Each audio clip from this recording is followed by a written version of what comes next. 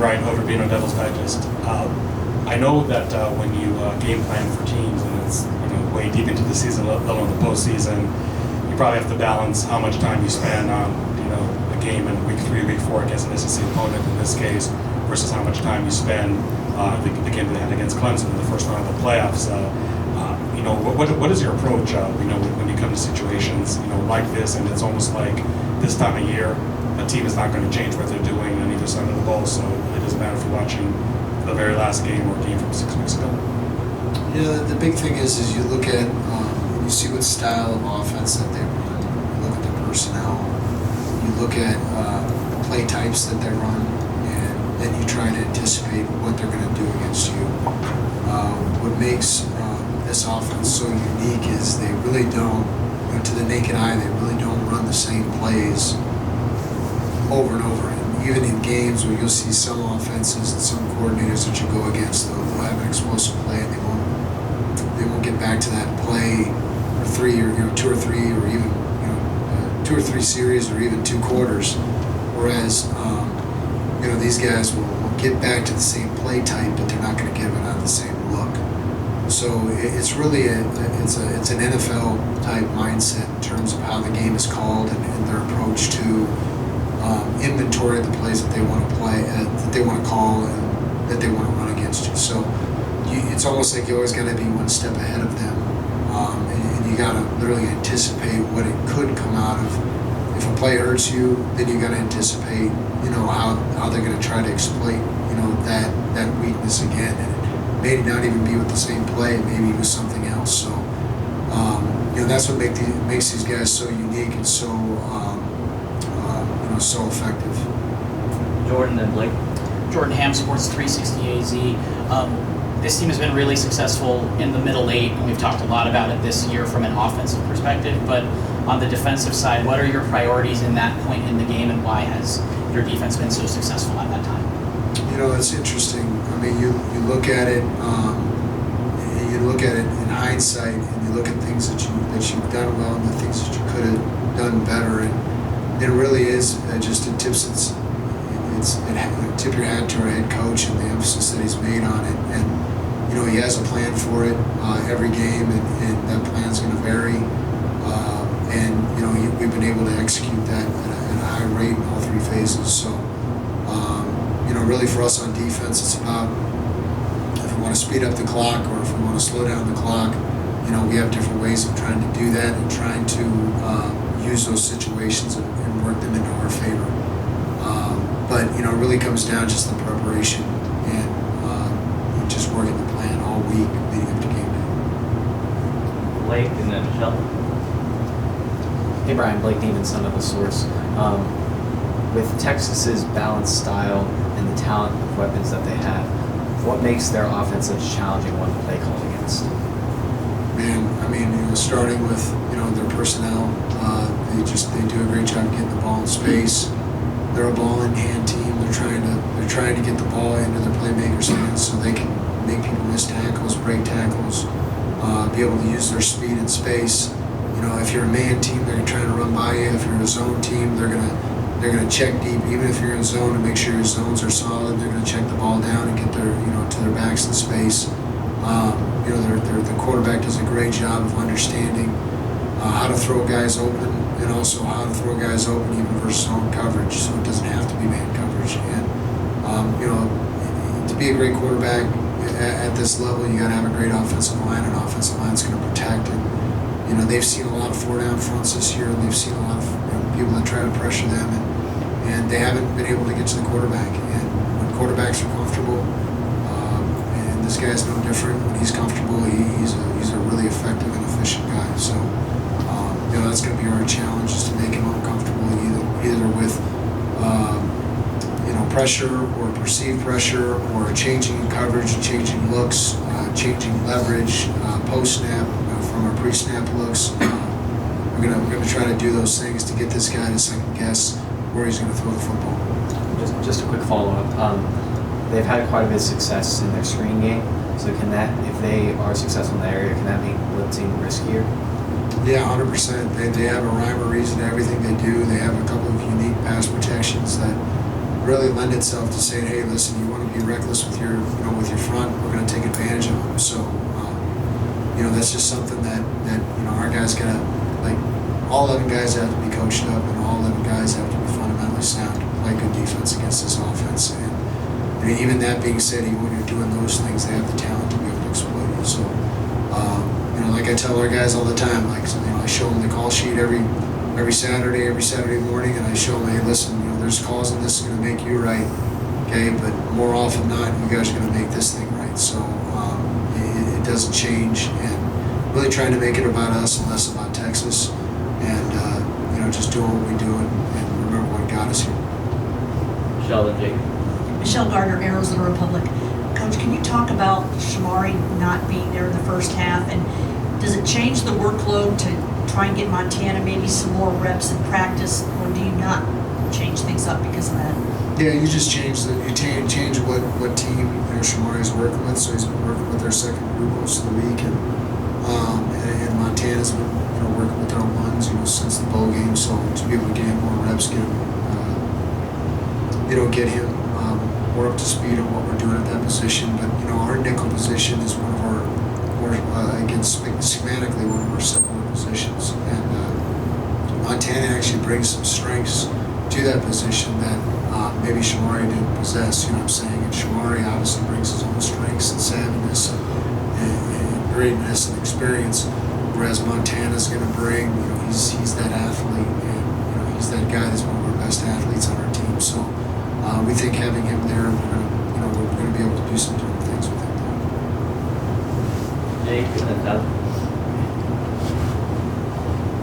Hey Coach, Jake Sloan, DevilsDigest. You guys have continued to force turnovers throughout the season with the possibility of Texas playing two different quarterbacks depending on how the game is going.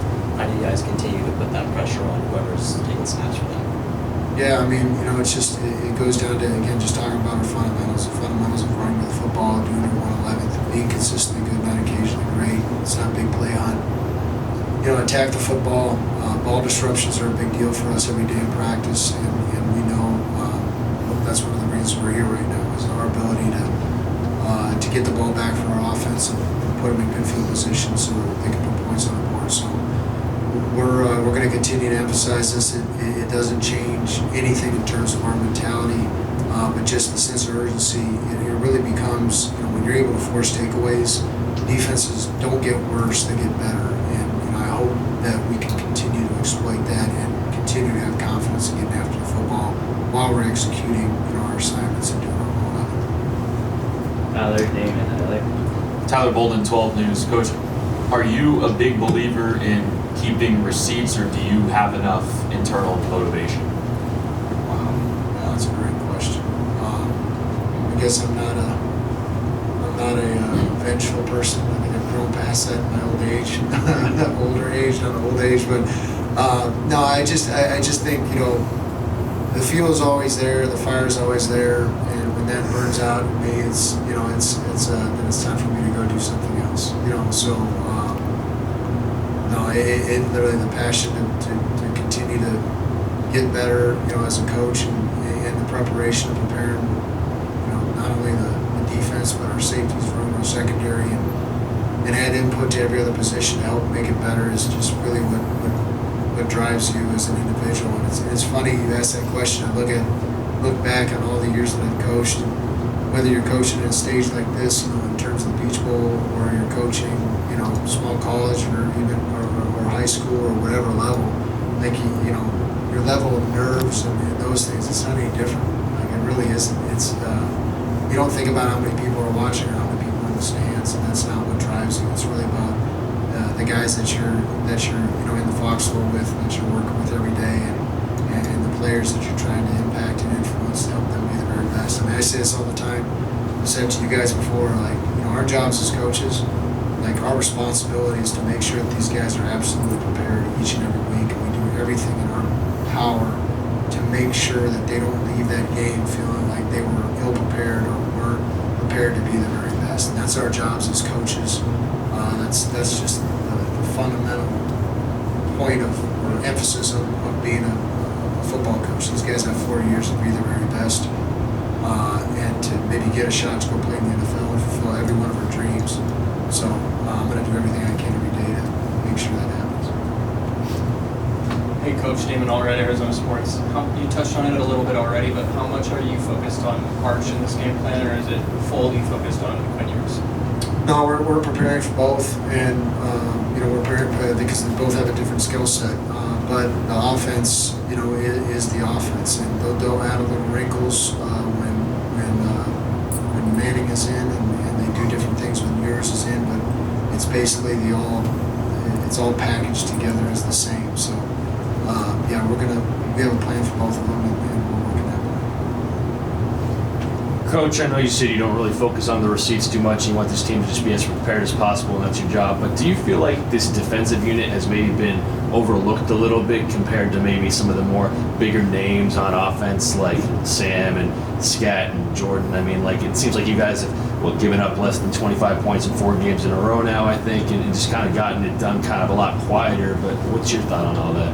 Yeah, I mean, we're winning football games, you know what I mean? And I can see, like, if I had other people ask me those questions, but at the same time, like our guys feel like they're playing good football, and they feel like that, when we're clicking together and we're operating together, our guys are having a lot of fun out there, and that's what matters the most. And, again, we're talking about attention outside the building. We're talking about what other people are saying. I mean, like, when these guys look in the mirror every morning, they look at themselves, they go, hey, am I getting better or am I not getting better? And what's cool about this group is really unaffected by twists and turns and whichever way the wind blows. I mean, I've never been around a group like this that's able to respond to getting hit in the mouth like this group does. They come back and they don't lose poise, they don't lose composure, they don't lose focus. And I'm just so proud of this group and the growth that they've had. And their embracing of our philosophy and our mission on defense is to be consistently good, not occasionally great, and to do your 1/11th on every play, and continue to grow as a player, know what to do, how to do it, and why we're doing it. And listen, I think a lot of the attention, whichever way it goes, it's deserved. I mean, our offense has been outstanding this year. They've made huge leaps and strides. With by and large, a lot of the same personnel, with the exception of Sam. So credit to them and what they've done on that side of the ball. But at the end of the day, it really has been complimentary football. You know what I mean? It's been, hey, when the defense needs to step up and make a play, we've made those plays, and when the offense needs to step up and make a play, they've made the plays. It's just been an incredible team effort, and that's really all that matters. Is that where we're at right now? And I couldn't say that any stronger. I really do feel that way. Blake, Shane, Jordan. Brian, what has Zach Swanson been able to bring to this defensive line? Yeah, a lot of energy. He's been able to bring anywhere from 15 to 20 snaps a game of impactful snaps. He's been good at impacting the quarterback. He's been really good against the run. He needs to continue to grow in terms of the fundamentals and using his hands and keeping his head out of contact and doing some of those things. But he's a guy that just gets better and better and better, and we get him fully healthy too. When we get his body right, he's going to be a force to be reckoned with. But whenever he gets reps right now, he's been an impactful player, and he's done everything that we asked him to do, and we couldn't be happier to be a part of our program. Shane. Obviously, Coach, a ton of new eyes on you guys this week. What do you want somebody that has never watched Arizona State's defense to come out of that game after watching it? Just want them to know that I want them to think, wow, those guys play really hard. They're really aggressive. They play really physical, and they're sound. Jordan, and then Doug. Brian, every defense wants to be able to respond and, when they get punched in the mouth. But how has this team been able to do that? Whether it's leadership or whatever. Yeah, I think it's a combination of a bunch of things. I think it's the leadership in our locker room. I think it speaks to the unselfishness of this group. Maybe there's a lot of guys that are sharing reps that with a lot of other guys, and like our D-line, we rotate a lot of guys to keep those guys fresh, but we've been able to stay healthy on the defensive line. So there's been a rhyme and a reason to it. Rather than guys getting too many reps and getting broke down, being in a physical position up front, we've been able to rotate guys in at specific times and be able able to play more situationally with a lot of those guys. Linebackers have been no different. We don't have the depth of the numbers in the secondary that we have it in our front seven, but we've just had a really unselfish group. So everybody really, when they get an opportunity to go in, they want to make an impact on the game, and they know doing their job and doing their 111 and knowing what to do, why they're doing it, and why they're doing it, is really why these guys have been able to respond. I mean, we need to give corrections on the sideline. These guys are dialed in. There's no losing their cool or start looking at the scoreboard. I mean, these guys have been able to respond to whatever adjustments that we need to make on defense. These guys have been lockstep in being able to execute those adjustments. So a lot of these games, it comes down to the coordinator that really does a better job of self-scouting and coming up with an initial game plan, and then there's the adjustment. Okay, now is the game back in order, or is it out of hand, where now that adjustment can be countered with another adjustment? So that chess match, and really as a coordinator, you want to know whatever call you make, it's going to be executed by all 11 guys. There's nothing worse than a coordinator feeling like whatever I call, nothing's working. And I've been there before. And a lot of times it's not working because we're not executing it, or there's one or two breakdowns. And we're always looking for dysfunction, and that's the one thing that this group has not done, is if we've had any bit of dysfunction in terms of not executing a call, we've been able to get into those adjustments and be able to get back to executing. We've been a very functional unit all year, and every guy on our defense deserves credit for that. Right, I was just talking to some of your guys about Kenny and his ability to keep things loose, have fun, how that helps them this time of year. And they said that you get to a point in the season where you start hearing the same message over and over again, or and they also pointed out that you guys have been playing some stressful football lately, and it just kind of helps keep people in a loose mindset. How rare is that quality in a head coach? It's very rare. It's hard. I mean, I'll tell you this right now. I've worked for some guys every day. It's 4th and 1, and that doesn't help anything. And the thing that just a credit to our head coach is he first trusts in his coaches, and he trusts in his players. And I think we talk about just in our program. He talks about habits, and really you can see that there is a focus on the process. It's not a focus on winning and losing. And I just think there's a lot of head coaches, like you get that head whistle around your neck, they lose sight of what really is important, and knowing that not everything's going to go perfect all the time. Not everything's going to go according to plan. And the best guys are the guys that are willing to say, hey, this is just part of it. And you got to continue to move forward regardless. And sometimes some hills are going to be harder to climb than others, but there's going to be hills, and that's the thing about, our head coach is he's been able to, hey, let's stick to the process, let's keep debating, let's keep it about these kids, let's keep it about these players, and keep it about development, keep it about our systems on offense and defense, moving forward, and that's the thing I appreciate about him the most is, he has a very high standard, but it's not too high a standard not to recognize there's going to be some mountains and valleys to make it through. So it's been fun. I think our kids recognize that. Our older guys recognize that, and our younger guys see it, and they model how our older guys respond to adversity. And it's really building what we want to build. Blake and then Jordan.